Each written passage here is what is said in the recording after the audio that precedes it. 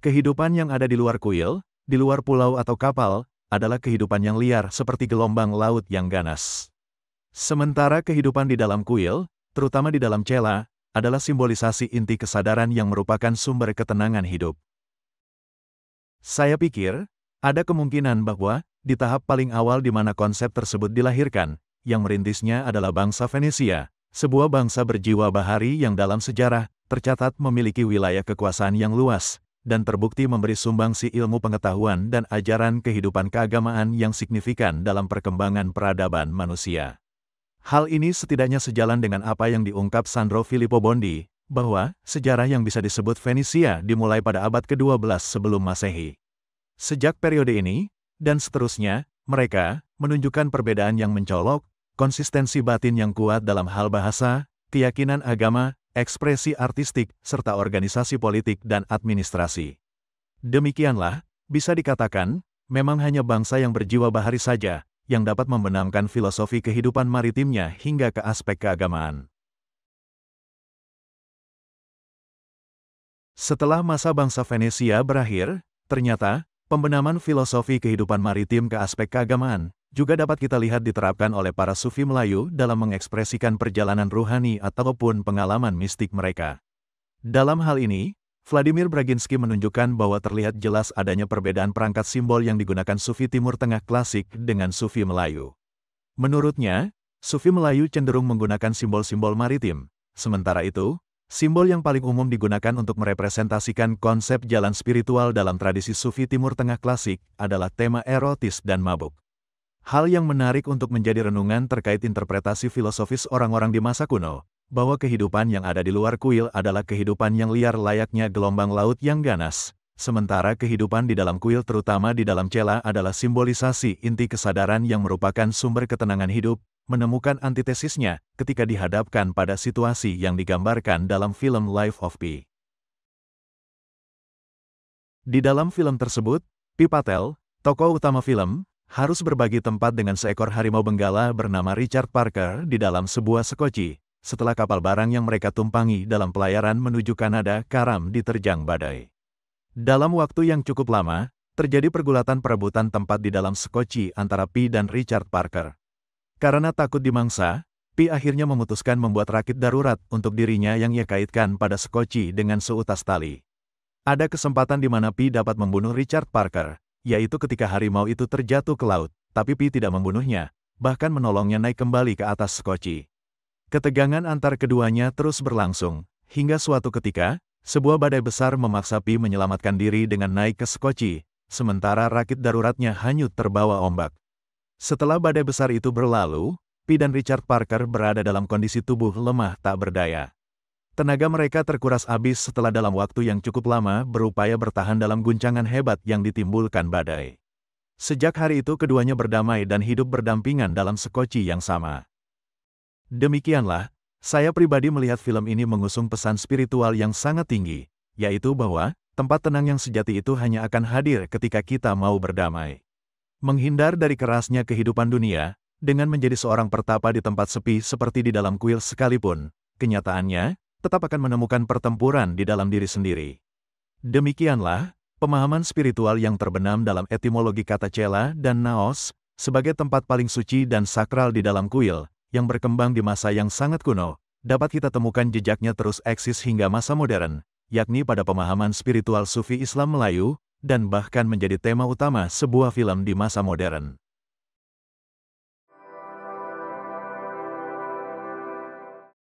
Jika dalam tradisi Yunani kuno dan Romawi kuno, kata cella digunakan untuk menyebut ruangan kecil yang paling disakralkan di dalam kuil, maka dalam tradisi Yahudi, Kristen dan Islam, digunakan kata mihrab untuk menyebut ruangan kecil yang disakralkan dalam sebuah kuil. Yang menarik, kedua nama ini, cella dan mihrab, di sisi lain memiliki makna yang sama yaitu, merah. Dalam bahasa Tae, yakni bahasa yang digunakan di Sulawesi Selatan, cella artinya merah, sementara itu, kata mihrab tampaknya terkait dengan kata mira yang kemudian bermorfologi membentuk kata merah dalam bahasa Melayu atau bahasa Indonesia modern.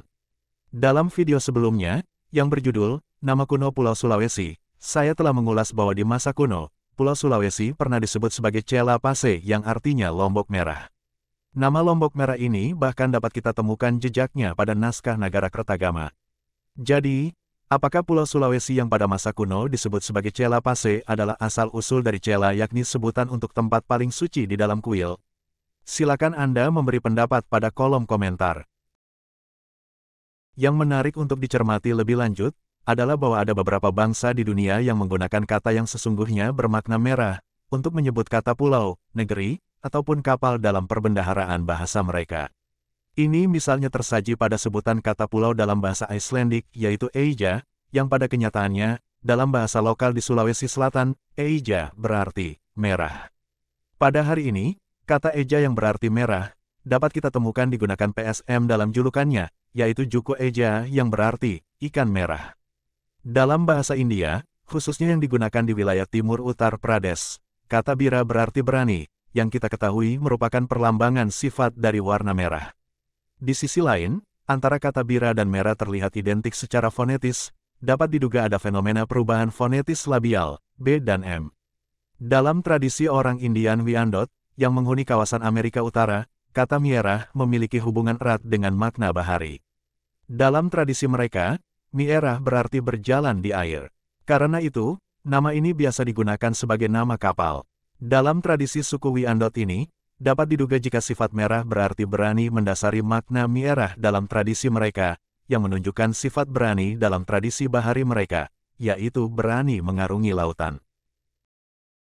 Dalam bahasa Lydia, yakni bahasa yang digunakan antara tahun 700 hingga 200 sebelum Masehi di Anatolia Barat atau Turki pada hari ini, kata bira berarti rumah, dan dapat pula bermakna negeri. Pada akhirnya, hal yang paling menarik dari informasi yang beredar di sekitar kata bira, adalah bahwa pada hari ini, semua itu bisa kita temukan terkait dengan satu tempat di Pulau Sulawesi, yaitu Kampung Bira di Kabupaten Bulukumba, yang terkenal sebagai rumah para pembuat perahu tradisional pinisi, yang secara turun-temurun mewarisi tradisi dan keahlian tersebut dari nenek moyangnya. Demikianlah, melalui penelusuran etimologi kata cela dan mihrab, kita menemukan petunjuk kuat bahwa Tanah Suci Sambala sangat mungkin terletak di Pulau Sulawesi. Lalu di manakah letak spesifik Tanah Suci Sambala di Pulau Sulawesi? Dan mengapa Tanah Suci Sambala populer dikaitkan dengan Tibet?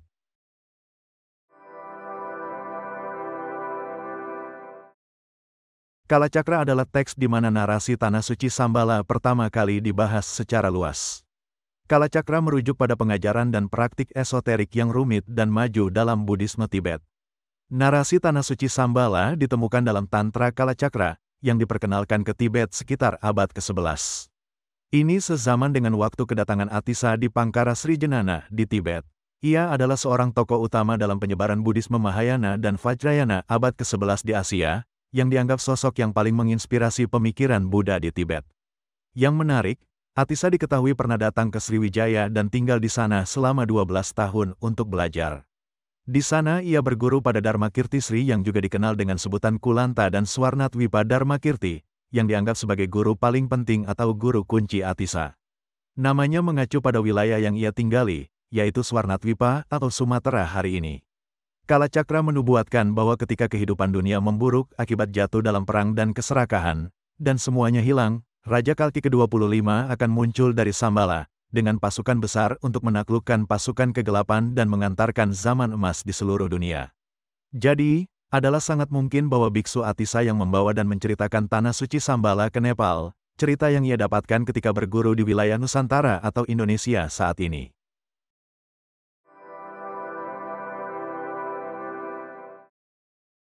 Dalam cerita rakyat Altai, Gunung Beluka diyakini sebagai pintu gerbang ke Sambala.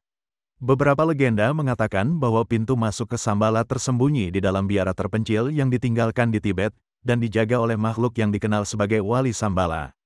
Demikianlah, semua informasi tentang Sambala pada umumnya dapat dikatakan menggambarkan bahwa letak Sambala berada di dalam tanah, dan dengan sendirinya ini berbicara tentang keberadaan gua sebagai pintu masuk.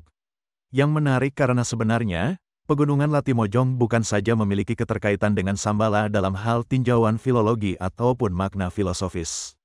Beberapa toponim di Pegunungan Latimojong juga secara unik menunjukkan makna gua. Berikut ini penjelasan toponim tersebut.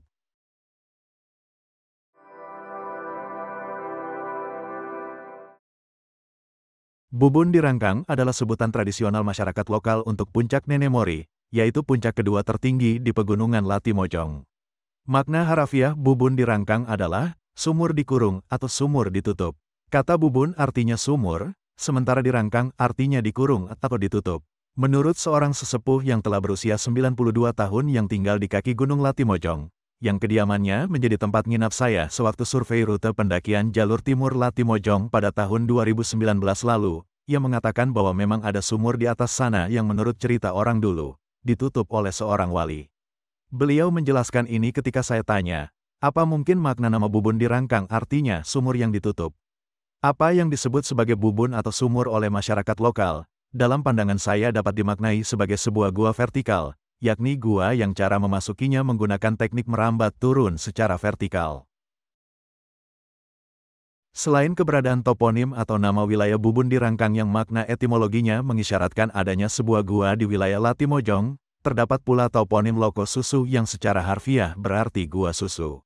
Nama ini pun secara jelas mengisyaratkan keberadaan sebuah gua di wilayah Pegunungan Latimojong. Yang menarik karena makna gua susu ini sejalan pula dengan julukan Sambala lainnya yaitu tanah air putih. Tentunya sebutan air putih tersebut dapat pula diartikan sebagai air susu. Yang terakhir, nama Rantai Kombala, yakni puncak ketiga tertinggi di Pegunungan Latimojong, secara tinjauan fonetis kenyataannya sangat identik dengan bentuk Sambala, di mana fonetis K kita ketahui biasanya mengalami perubahan morfologi dengan fonetis C yang mana bunyi penyebutannya sangat dekat ke fonetis S. Jadi, dengan makna kata rantai yang dalam bahasa lokal berarti tanah, adalah sangat mungkin bahwa Rantai Kombala arti sebenarnya adalah tanah Sambala. Nama puncak Rantai Mario, yakni puncak tertinggi Pegunungan Latimojong, yang berarti tanah bahagia, pun pada dasarnya identik pula dengan sebutan untuk tanah suci Sambala dalam bahasa Tibet, yaitu Dejung yang berarti sumber kebahagiaan. Bahkan bentuk Jung pada nama Dejung pun juga identik dengan bentuk kata Jong pada nama Latimojong. Kuat dugaan saya jika suku kata La pada awal nama Latimojong adalah bentuk kata sandang seperti si, atau sang, sementara Timo merujuk pada makna timor atau timur. Jadi, nama Latimojong dapat kita maknai sebagai surga di timur. Demikianlah identifikasi Gunung Latimojong sebagai tanah suci yang banyak dikisahkan dalam riwayat kuno, dan telah menjadi target pencarian selama ribuan tahun.